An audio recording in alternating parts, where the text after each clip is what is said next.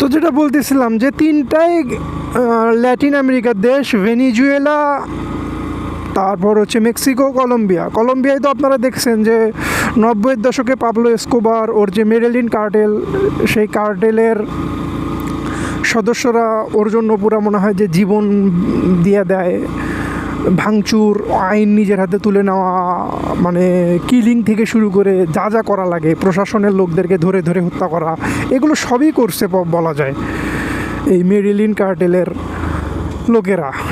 কারণ কি, তাদের যে লিডার পাবলো এসকোবারকে বাঁচাতে হবে।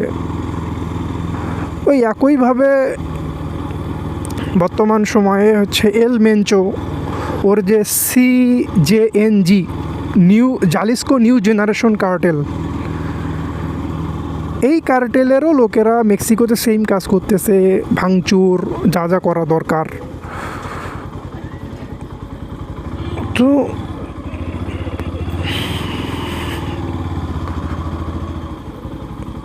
বিষয়টা হচ্ছে যে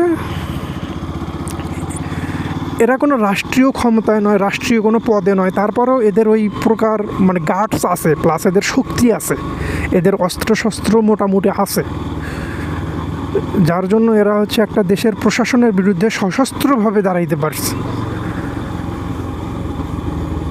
আমি কিন্তু তাদের ওই খারাপ কাজগুলোকে জাস্টিফাই করতেছি না, তারা যে ড্রাগ ট্রাফিকিংয়ের সাথে জড়িত এই কাজটাকে আমি জাস্টিফাই করতেছি না বিষয়টা। তবে আমি এখানে একজন নেতা হিসেবে তারা মোটামুটি সফল, একজন নেতা হিসেবে অ্যাজ আ লিডার তারা একটু হলেও সফল, কারণ তাদের দলের লোকেরা তাদের জন্য জীবন দিয়ে দিচ্ছে।